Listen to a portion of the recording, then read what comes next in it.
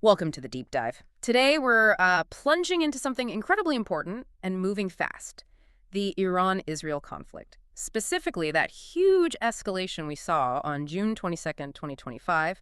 Our mission here is pretty straightforward. Quickly unpack the big developments, direct U.S. involvement, Iran's immediate retaliation, and, the wider fallout. We want you to walk away with a clear grasp of what's really going on in this very volatile situation. It really is volatile. What we saw on the 22nd, well, it marks the conflict's most dangerous phase yet, I'd say. You've got this expanded direct U.S. role and really rapid military shifts happening across the region. It definitely needs a closer look. Okay, so let's unpack this then. June 22nd, the U.S. directly enters the fray. Can you walk us through the specifics? What exactly did the U.S. do? Absolutely. So that day, the U.S. military launched these very significant airstrikes. They targeted three major Iranian nuclear sites, Fordo, Natanz, and Isfahan. And the weapons used, I heard something about bunker busters. That's right. Reportedly, they used B-2 stealth bombers.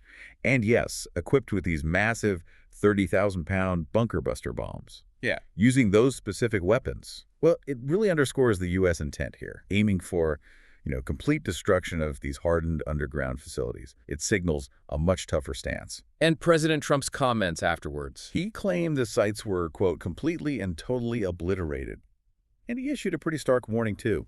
Basically, more strikes could come if Iran keeps pushing its nuclear program. How did Iran react to that? Predictably, very strongly. They condemned the strikes immediately, called them violations of international law, and they vowed, quote, everlasting consequences.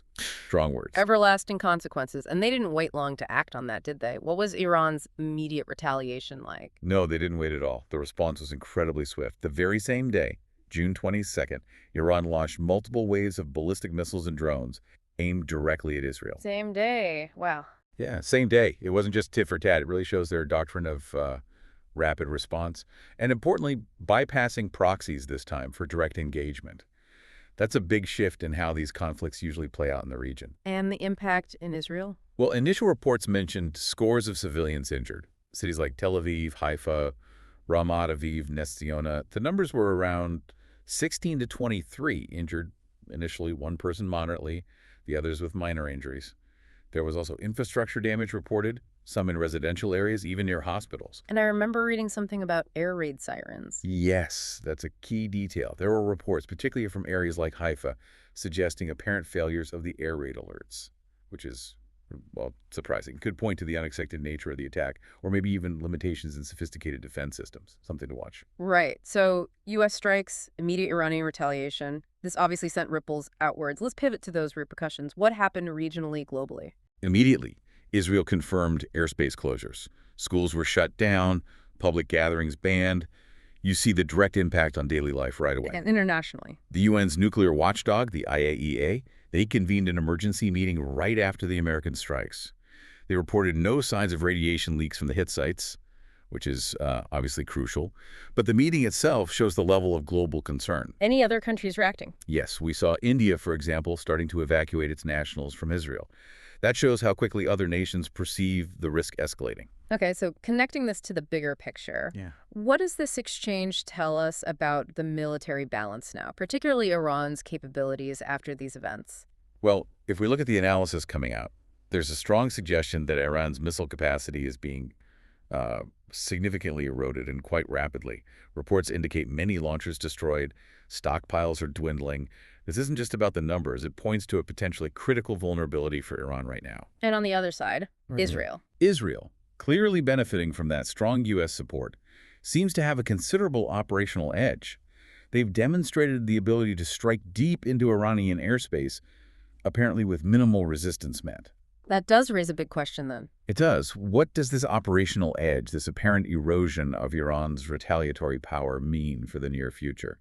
Can Iran sustain this kind of direct exchange? And just to clarify, is that assessment of Iran's eroding capacity widely agreed upon, or are there different takes? Based on the sources we've seen, the assessment seems fairly consistent regarding the immediate impact. The scale and precision of the U.S. strikes seem to be the main factor driving that analysis. Of course, Iran has strategic depth, a history of resilience, but these recent losses seem quite significant in the short term.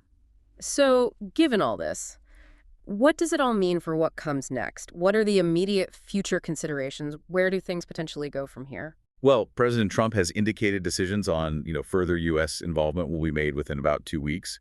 Though, importantly, diplomatic channels are reportedly still being explored, so it's not necessarily all military. But the risk of wider conflict must be high. Definitely. There's growing concern about broader regional escalation. Threats from Hezbollah, the Houthis, other militia groups. That's a major worry. And you're seeing calls intensify at the UN Security Council.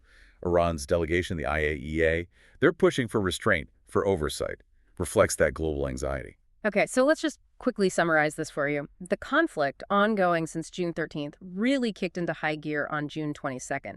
We saw direct U.S. airstrikes on key Iranian nuclear sites. Iran hit back almost instantly, exchanging missile strikes directly with Israel. There are reports of casualties from Iran's latest barrage. Crucially, while the U.S. strikes hit those hardened nuclear sites, there are no reports so far of any radiological release. Exactly. And that leaves us with a really provocative thought, doesn't it?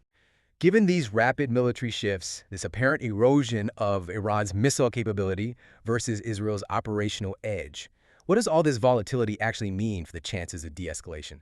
And perhaps more fundamentally, can any clear path to peace realistically emerge from this incredibly tense, fast-moving standoff? Something to really consider.